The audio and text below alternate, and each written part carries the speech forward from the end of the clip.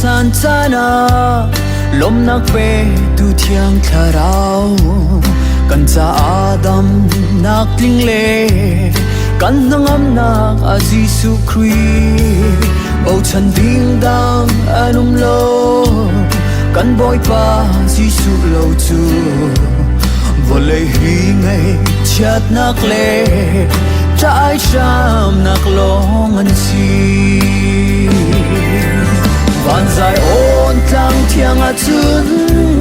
fana ka ti lai lo azung zalin boy pa kan thang that chang la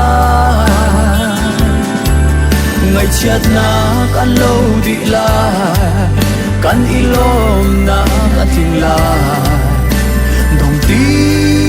lo in boy pa kan thang that chang la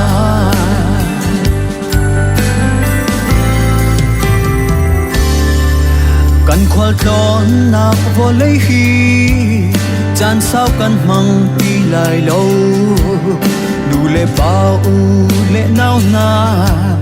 dây lâm đa na phần về lại giang pha nak chan ati lai vô lấy hi tek chan la u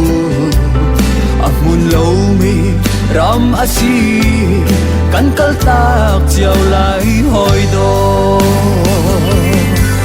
van dài ôn tang thiang a chun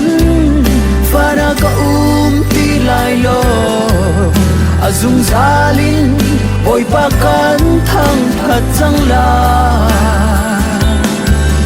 ngày chát na kan lâu đi la kan ilom na ating la dong ti lo in boy pa kan thang that chang la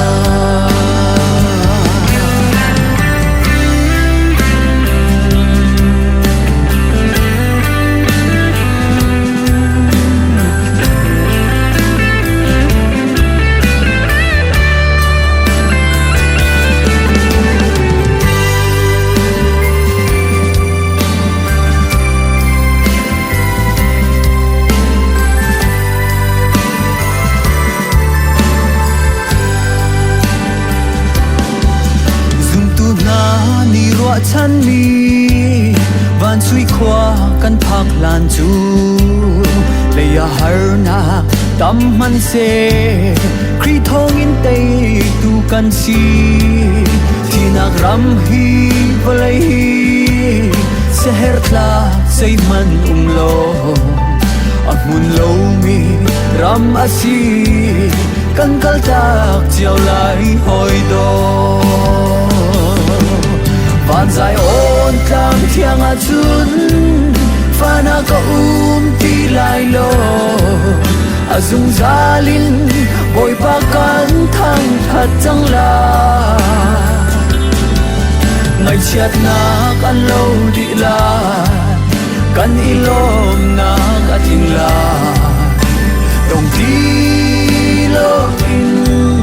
boy pa kan thang that chang la dong ti lo in boy pa kan thang that chang la